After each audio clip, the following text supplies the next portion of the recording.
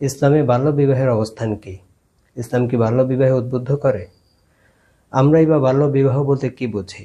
প্রিয় দর্শক, চলুন আজ এ বিষয়ে কিছু কথা বলি।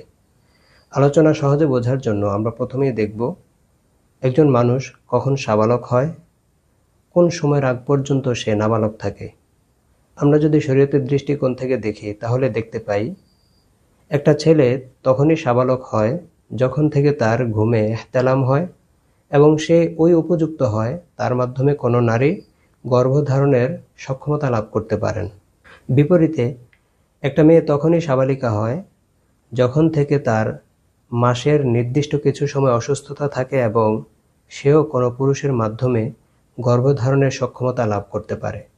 আর যদি রাষ্ট্রীয় দৃষ্টিকোণ থেকে আমরা দেখি তাহলে দেখতে পাই আমাদের বাংলাদেশের আইন অনুযায়ী একটা ছেলে যখন 21 বছর বয়সী হয় তখন থেকে সে সাবালক, তার আগ পর্যন্ত তাকে নাবালক ধরা হয়। আর একটি মেয়ে যখন 18 বছর বয়সী হয় তখন সে রাষ্ট্রীয় দৃষ্টিকোণ থেকে সাবালিকা, তার আগ পর্যন্ত সে নাবালিকা। তার মানে কোনো মানুষ শরীয়তের দৃষ্টিকোণ থেকে সাবালক হওয়ার পরেও বা সাবালিকা হওয়ার পরেও রাষ্ট্রীয় দৃষ্টিকোণ থেকে সে নাবালক বা নাবালিকা হওয়া সম্ভব। কারণ শরীয়ত সাবালক সাবালিকা হওয়ার ক্ষেত্রে নির্দিষ্ট কোনো বয়স দেয়নি, বরং কিছু সিনড্রোম উল্লেখ করেছে যেগুলোর মাধ্যমে ব্যক্তি সাবালক এবং মেয়ে সাবালিকা হয়েছে বোঝা যায়। এখন আসুন, ইসলাম কি বাল্য বিবাহে উদ্বুদ্ধ করে বা বাল্য বিবাহ সম্পর্কে ইসলামের অবস্থানটা কি? আমরা যদি এর উত্তর খুঁজি তাহলে দেখতে পাই ইসলামে বাল্য বিবাহ বৈধ। খুব মনোযোগ সহকারে আমরা এটা বোঝা উচিত। ইসলামে বাল্য বিবাহ বৈধ, বরং কোনো ব্যক্তি যখন দুনিয়াতে আসে তখন থেকেই তাকে বিয়ে করানো বা তাকে বিয়ে দেওয়ার ক্ষেত্রে ইসলাম সমর্থন করে এবং বৈধতা দেয়। তবে মনে রাখা উচিত, বৈধতা দান আর উৎসাহ দান দুটি কিন্তু এক জিনিস নয়। বিয়ের বৈধতা দানের মধ্যেই বা কী উপকার, আর না দিলেই বা কী ক্ষতি হতো, আমরা যদি একটু খতিয়ে দেখি তাহলে এটা দুইভাবে আমরা আলোচনা করতে পারি। একটা হচ্ছে শরীয়তের দৃষ্টিকোণ থেকে কোনো ব্যক্তি সাবালক সাবালিকা হওয়ার আগ পর্যন্ত সময়টা, আরেকটা হচ্ছে সাবালক সাবালিকা হওয়ার পরের সময়। শরঈ দৃষ্টিকোণ থেকেও যে সাবালক বা সাবালিকা হয়নি তারও বিয়ের যে বৈধতা ইসলাম দিয়েছে, এটার মধ্যে কি উপকার আছে খুঁজতে গেলে আমরা একটা উদাহরণ টেনে বুঝতে পারি। যেমন ধরেন, কোনো একজন ব্যক্তি সে মরণব্যাধি কোনো রোগে আক্রান্ত, ক্যান্সারে আক্রান্ত। এখন তার একটা ছোট্ট মেয়ে আছে। সে ভাবছে তার মৃত্যুর পরে দুনিয়াতে এমন কেউ নেই যে এই মেয়েটাকে যথাযথ ভালো একটি পাত্র দেখে বিয়ে দেবে এবং তার কল্যাণের প্রতি খেয়াল রাখবে। হতে পারে মেয়েটি ক্ষতিগ্রস্ত হবে। তখন চাইলে ওই মেয়েটির বাবা যদি কোথাও যোগ্য পাত্র পান, যদি কোথাও এই মেয়েটিকে বিয়ে দেওয়াটা কল্যাণকর মনে করেন, তাহলে তিনি চাইলে বিয়ে দিয়ে যেতে পারেন। একইভাবে কোনো ছেলেকেও বিয়ে করিয়ে যেতে পারেন। তবে শরঈ দৃষ্টিকোণ থেকে যে ছেলে বা মেয়ে সাবালক হয়নি, সাবালিকা হয়নি, তাদের জন্য সাবালক সাবালিকা হওয়ার পরে সুযোগ থাকবে। তারা চাইলে তাদের অভিভাবকের করানো বিয়েতে থাকতে পারে, আবার চাইলে তারা সেই বিয়ে না মেনে নিয়ে সেখান থেকে সম্পর্ক ছিন্ন করে অন্য কোথাও বিয়ে করতে পারে। বিষয়টা তাদের ইচ্ছার উপর ছেড়ে দেওয়া হবে। কিন্তু যদি এই সুযোগ না থাকতো তাহলে কোনো বাবা বা কোনো গার্ডিয়ান তাদের সন্তানদের ব্যাপারে এমন কোনো সিদ্ধান্ত নিয়ে যেতে পারতেন না। এছাড়াও অনেক সময় বিভিন্ন দৃষ্টিকোণ থেকে কোনো রোগ না হয়েও মনে হতে পারে যে ছোটবেলায় বা ছেলেবেলায় ছেলে মেয়েকে বিয়ে দেওয়ার কোনো কল্যাণ গার্ডিয়ানের নজরে পড়তে পারে। এখন যদি শরীয়ত এই সুযোগই না রাখে তাহলে তাকে বিয়েটা দিবে কিভাবে? বিয়ে দিলেও তো সেটা হবে না। তো এই জন্যই শরীয়ত সুযোগ রেখেছে। তার মানে যে উদ্বুদ্ধ করছে সাবালক সাবালিকা হওয়ার আগে বিয়ে দিতে, বিষয়টা এরকম না।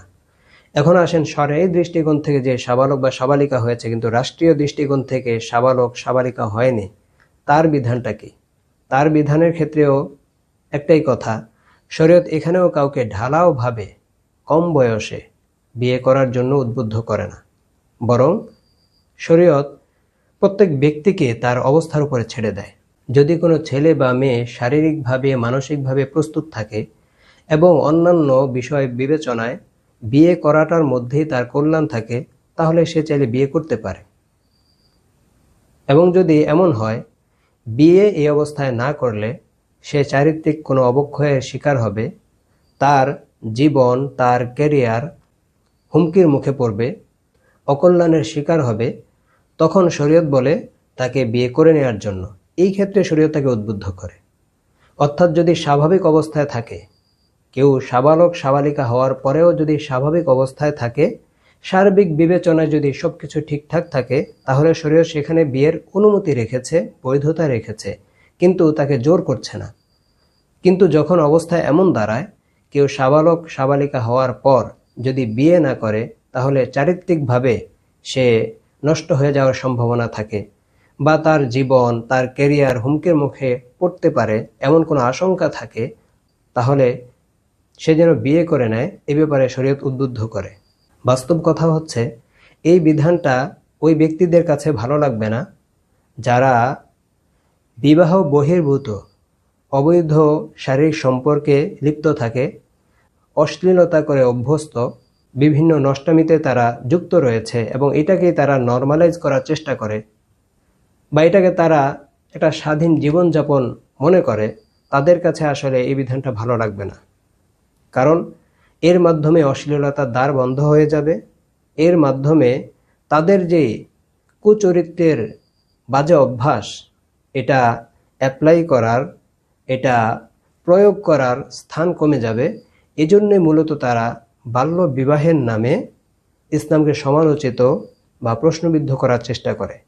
না হয় দেখবেন, যারা মূলত বাল্য বিবাহের উপর আপত্তি তোলে, তারা যে চারিত্রিকভাবে খুব ভালো থাকে বিষয়টা এরকম না। সম্মানিত দর্শকবৃন্দ, আমরা যদি একটু খেয়াল করি, আমরা দেখতে পাই আজকাল আমাদের তরুণ প্রজন্ম এই প্রেমের নামে বা বাল্য প্রেমের নামে তারা এতে আসক্ত হয়ে তাদের জীবন নষ্ট হয়ে যায়। তারা কেরিয়ারে পিছিয়ে পড়ে, তাদের পড়াশোনা ভালো লাগে না, কাজকর্ম ভালো লাগে না, হতাশায় ভোগে, কষ্টে ভোগে, এবং একটা সময় এমনও পাওয়া যায় যে অনেকে আত্মহত্যা করে। কিন্তু কেউ যদি তার চরিত্র হেফাজতের জন্য বিয়ে করে এবং সে যদি সুন্দরভাবে তার বৈবাহিক জীবন যাপন করতে করতে পড়াশোনা করে, কেরিয়ার সে আপগ্রেড করে এবং সুন্দর একটা লাইফ যদি লিড করে, তাহলে আমরা সেখানে সমস্যার কিছু দেখি না। আর বিয়ে করা মানেই যে সেখানে সাথে সাথে সন্তান নিতে হবে, বা একই সংসারে তারা থাকতে হবে, বাজার সদাই করতে হবে, সংসার যেইভাবে মানুষ গড়ে তোলে বা সংসারটা নিয়ে যেইভাবে ব্যস্ত থাকে সেইভাবে ব্যস্ত থাকতে হবে, এটাও তো জরুরি না। আসলে আমাদের সমাজের ব্যবস্থা নষ্ট হয়ে যাওয়ার কারণেই এত সমস্যা দেখা দিয়েছে। আমরা যদি দুই পরিবার যদি এমন থাকি যে না, ছেলে মেয়ে বিয়ে করবে, তারপর পড়াশোনা করবে, কেরিয়ার করবে, যা যা করা দরকার সবই করবে, তারপর নির্দিষ্ট একটা সময় এসে তারা একসাথে সংসার করবে, তাতে তো কোনো দোষের কিছু নেই। আসলে এই বিষয়টি নিয়ে তারাই আপত্তি তোলে যাদের কাছে দুনিয়াই সব, যারা আখেরাতে বিশ্বাসী না। তারা মনে করে দুনিয়ার ভোগ, দুনিয়ার লোভ লালসা, দুনিয়ার বিলাসবহুল জীবন, এটাই হচ্ছে মূল, আখেরাত বলতে কিছু নেই। কিন্তু যারা আখেরাতে বিশ্বাসী, তারা অবশ্যই চরিত্র হেফাজত করে আখেরাত ঠিক থাকার জন্য অবশ্যই চেষ্টা করবে, এবং কিভাবে নিজের চরিত্র হেফাজত করা যায়, আখেরাত ঠিক রাখা যায়, সেজন্য চেষ্টা করবে। আর এর জন্য উত্তম পথ হচ্ছে বিয়ে করে নেওয়া।